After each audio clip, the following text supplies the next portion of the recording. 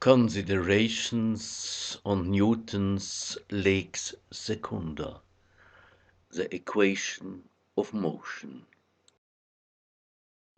Ernst Mach had the question whether this Lex Secunda is truly a lex, a law, or just a definition.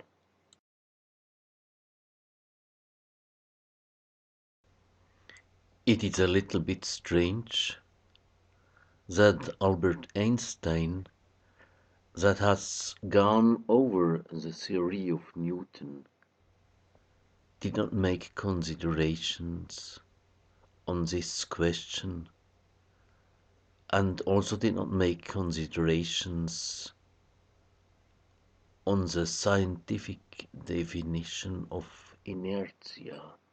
How behaves a mass without inertia? If this question cannot be answered, then the quality of inertia is not a scientific one. Would this mean that a game starts by itself, even without any player to be there present?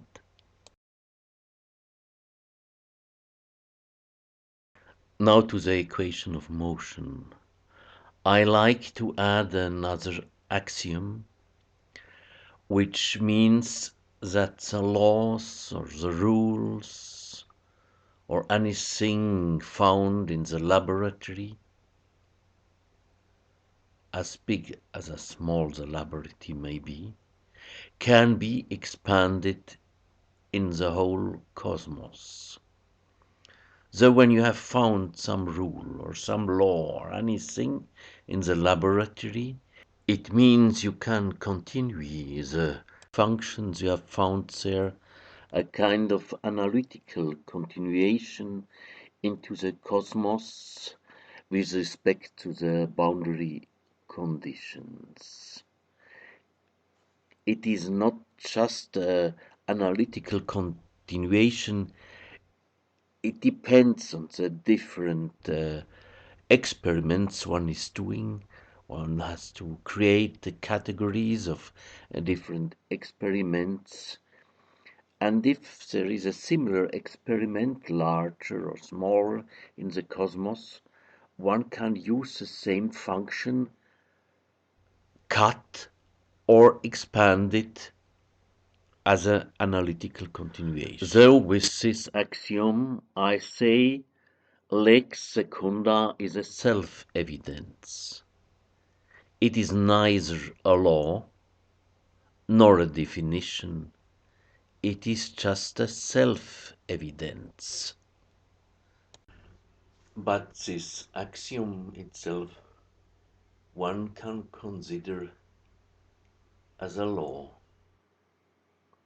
This is not self-evident that you can apply something that you have found in a laboratory is also applicable on a larger scale.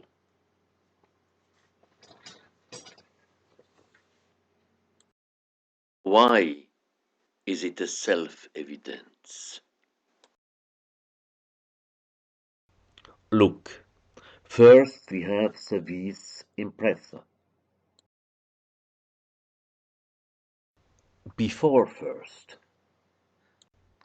But before first, we have to say what we mean by a force. We have to ask, what is a force itself? We have to give first a definition. Here we have one. The definition that we give here, or which was given by Newton, is just an amount with a direction, a quantity with a direction, but it includes no quality. Please do not forget this. It is not a quality included in this definition. It is nothing said there that is a force of long distance or short distance, or whether this force is visible, or whether this force is a Maxwell ghost,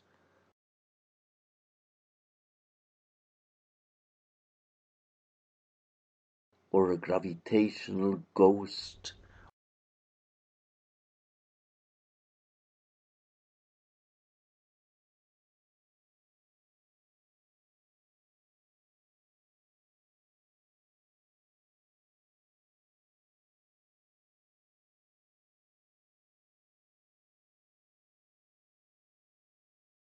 or anything. All this is not included in this definition. It is just only quantity and direction. P point is not interested in gravity or in Maxwell. Now we go into the laboratory and make measurements of this Vis impressa and express it by a function of x and x point and time.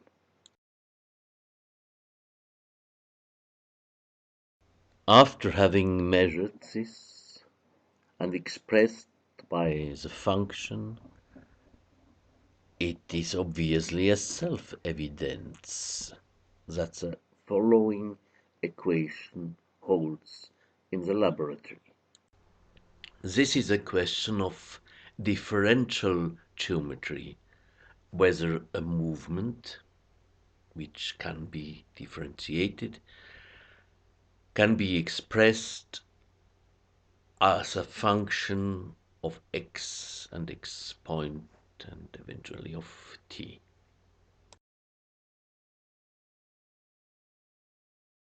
Now we can expand the use of this equation into the cosmos, and by this axiom we note just before, it becomes a self-evidence.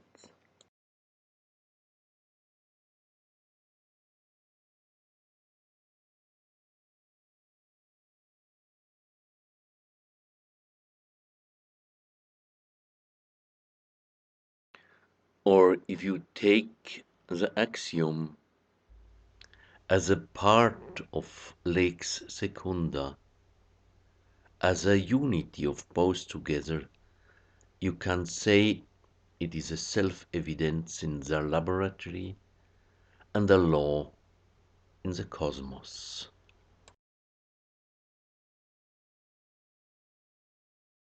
Now let us consider an experiment. Galileo Galilei took as his laboratory our planet system. Might so forgive me, please. It was Kepler.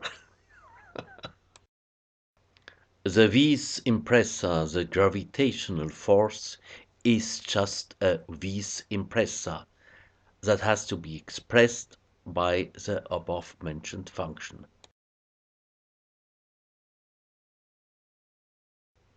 Where g is defined by the area velocity and p a parameter of the ellipse.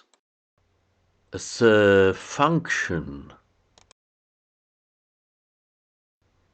or its analytical continuation is not at all interested in the qualities of the force, but just in its value and direction.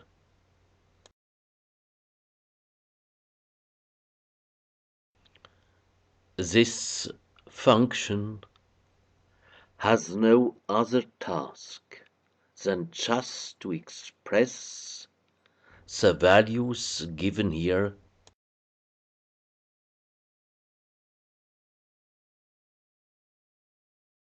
Inertia.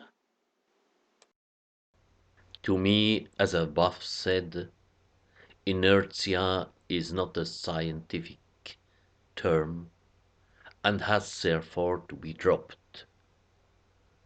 And I say just mass is a functional over a body, and there is no need to add any qualities. One just has to take a reference mass and then by the momentum experiment to define the other masses.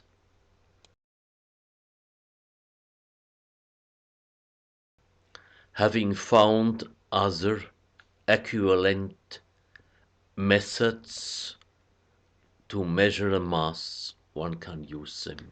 In accepting this, one has to say that the equivalence principle of Einstein of heavy mass and inert mass does not make any sense.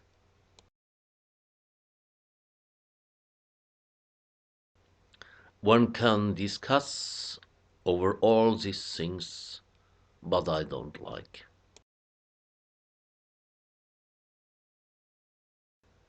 And I cannot accept Newtonian mechanics as a physical theory, neither I can accept general relativity as a physical theory, but just as a method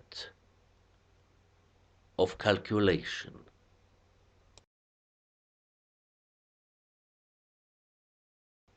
For it is possible that all these so-called theories are just theories of the shade of the reality, and not a theory of the reality itself.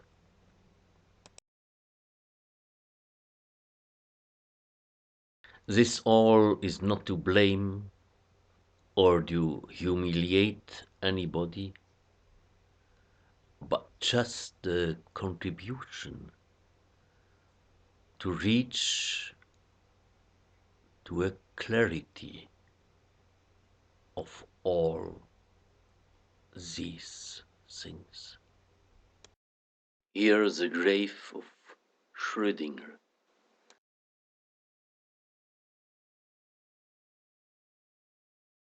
To end up a statement of Seneca. Quid facies respice ad mortem. Here a reformulation of the meaning of Seneca's statement. And it has still some other precious, very precious meaning. There is no need to take any note of all this. Though, if I have disturbed you, please forgive me and forget me. Farewell.